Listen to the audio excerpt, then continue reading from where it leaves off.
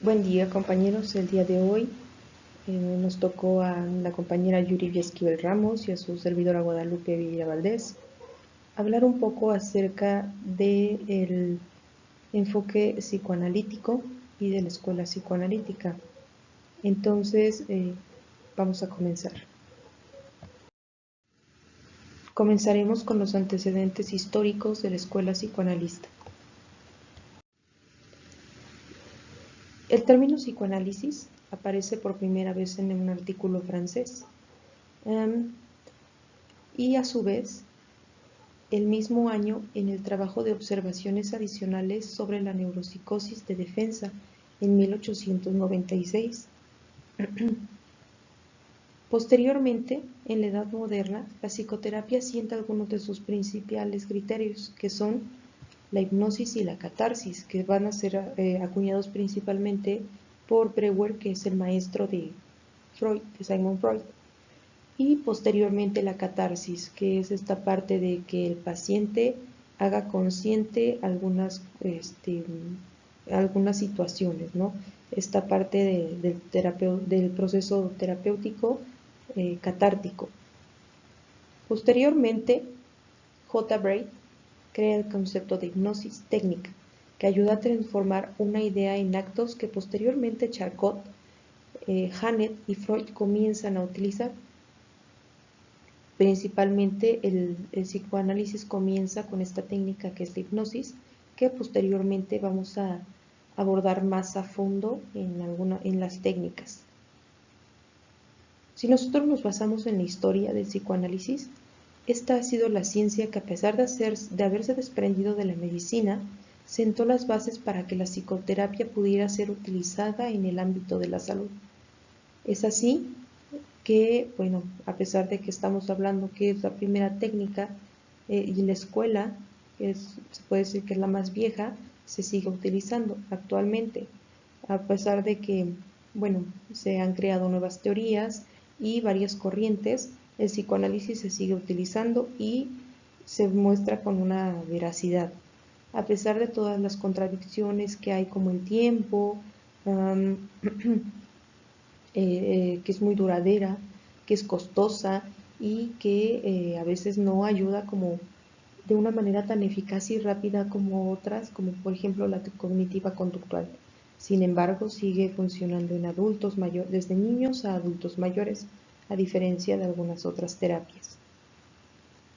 Freud, con sus estudios acerca de la mente, los mecanismos de defensa, su primera y segunda tópica, que hacen que evolucione en lo que se convirtió. Estamos hablando acerca de cómo Freud menciona que funciona el aparato psíquico y crea la primera tópica, que es, en este caso, la primera tópica que habla acerca del consciente, preconsciente e inconsciente. Posteriormente crea la segunda tópica y habla acerca de, tiene que ver más con las pulsiones, con el ello, el yo y el superyo. Y Freud posteriormente comienza a modificar sus técnicas, comenzando por la hipnosis, la catarsis y por último la asociación libre, que termina por ser su método de análisis, ya que pues realmente la hipnosis no se le daba bien y entonces empieza a descubrir que la asociación libre es algo que le favorece y que él trabaja perfectamente con él. Dentro del enfoque psicoterapéutico psicoanalítico, el principal autor es Sigmund Freud, quien nació en 1856 en Freiberg, Moravia. Proviene de una familia judía que posteriormente se traslada a Leipzig y después a Viena. Sigmund Freud fue un médico austriaco considerado el creador del psicoanálisis. Debido a la formación médica con la que contaba Sigmund Freud, pues empezaron los estudios sobre la histeria desde una función y contexto más profundo. Los cuadros psicopatológicos también eran parte del estudio o la forma en la que se abordaban los diferentes padecimientos de esa época. En 1895, Freud se dedicó más al estudio de los fenómenos del comportamiento normal, como los actos fallidos y especialmente los sueños, tanto en lo referente a su significación como a sus funciones psíquicas. Mucha de la controversia que ha creado hasta la fecha es la influencia que le da o que repercute, o que menciona que repercute es en lo sexual o en la libido. Sin embargo, considero que la percepción que se ha dado a lo sexual o a lo libidinal puede llegar a confundirse. Sin embargo, en lo que recalca este autor es que como libidinal o como energía sexual significa aquella energía que moviliza o que activa todas las funciones o las capacidades funcionales de un ser humano para poder ejecutar todas las actividades o todas las situaciones cotidianas.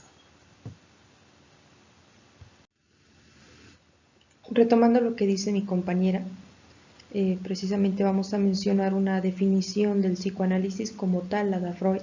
En 1923, Freud la define de esta manera. Da 3 puntos importantes y dice que el psicoanálisis es el nombre, uno, de un método para la investigación de procesos psíquicos que apenas son accesibles de otra manera, o sea que para poder acceder a ellos solamente se va a poder utilizar el psicoanálisis. 2. De un método de tratamiento de trastornos neuróticos que se basa en esta investigación. O sea, hablamos de que Freud empieza a investigar acerca de la neurosis y podemos hacer referencia a el caso más famoso, que es el de Anna O, donde empieza a hablar más que nada de este término como tal, que es la neurosis. Y por último, de una serie de conocimientos psicológicos obtenidos por esta vía, los cuales se integran lentamente en una nueva disciplina científica. Porque en este tiempo pues era lo más nuevo, estaba en pleno auge, ya que como Freud era un médico reconocido, pues siempre el que él pudiera hablar de eso, pues era muy importante.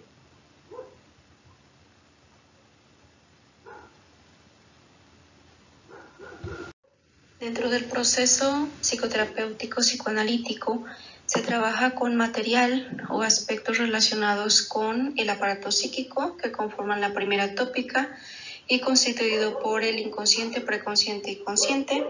La segunda tópica con las instancias o dimensiones psíquicas que son el yo, el ello y el superyo. Y por lo tanto, la teoría psicosexual del desarrollo de la que habla este autor se encuentra conformada por 5 etapas, que son la oral, anal, fálica, latencia y genital. Cada una de estas tiene alguna zona erógena respectiva y es la fuente de placer libidinal, a excepción de la etapa de la latencia. En esta se considera que esa energía pulsional o libidinal se encuentra latente y se puede encontrar dirigida en ese periodo de tiempo o de desarrollo a aspectos relacionados con el aprendizaje o con la incorporación de conocimientos. Posteriormente podemos hablar de los pilares fundamentales del psicoanálisis, que igual los vamos a citar textualmente.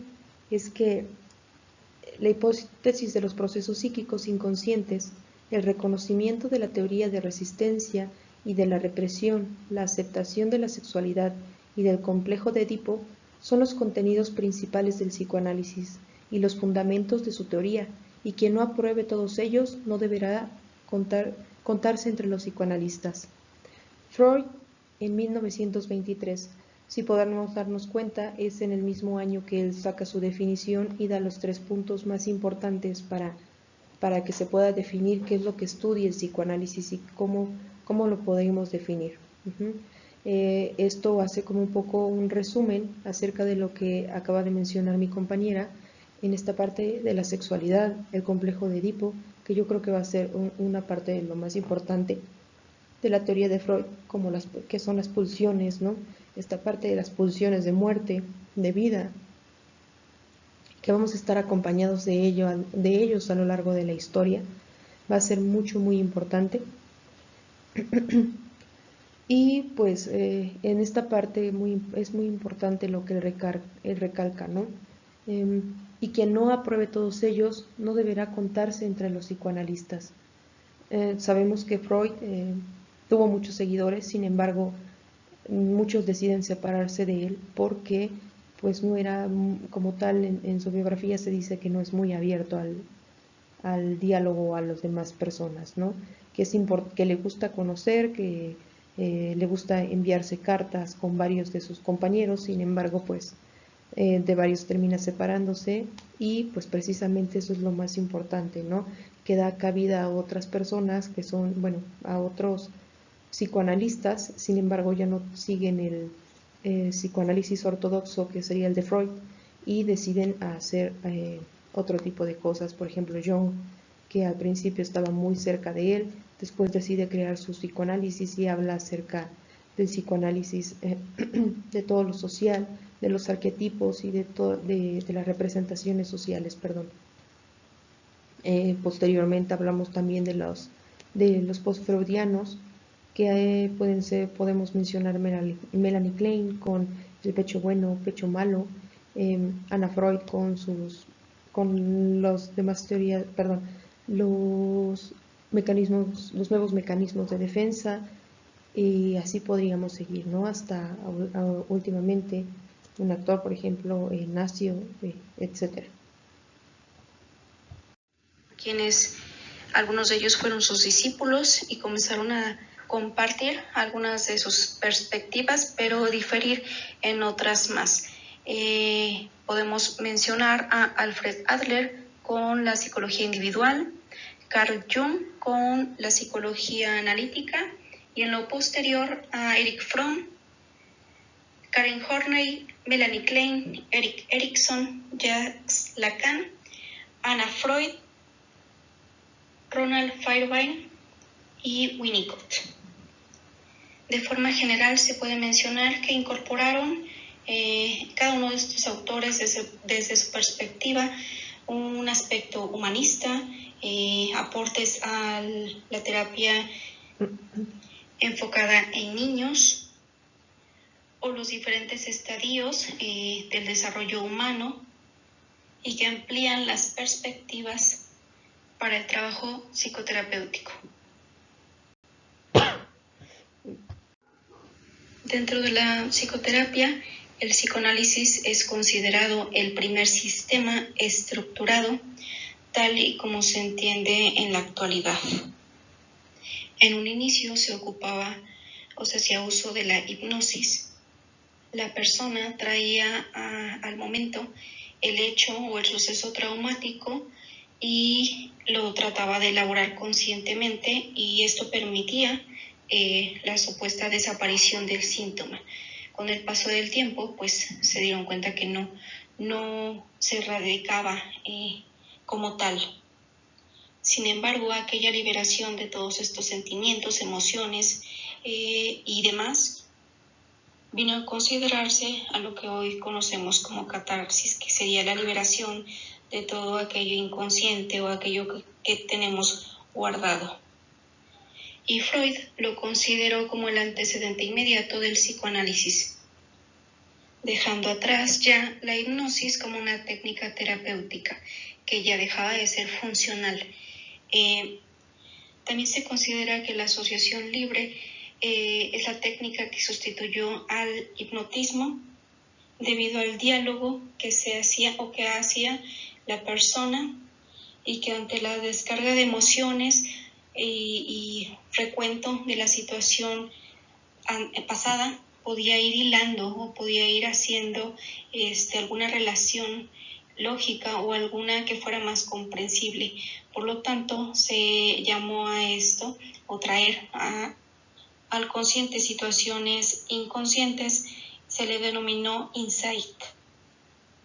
Se trabaja también con el análisis de sueños, los mecanismos de defensa y toda esta relación que se da en la relación terapéutica, que puede traer consigo la transferencia, que trae consigo el desarrollo de material importante y que incorpora el papel tanto del terapeuta como del paciente. En cuanto a la contratransferencia, pues ya sería una situación específica de lo que se puede desencadenar a partir de la perspectiva del terapeuta con el paciente, que pudiera interferir y sin embargo pues habría que hacer una revisión personal para trabajar de la manera más ética posible. En la actualidad este enfoque psicoanalítico ha perdido su auge debido a los costos y al tiempo prolongado del tratamiento.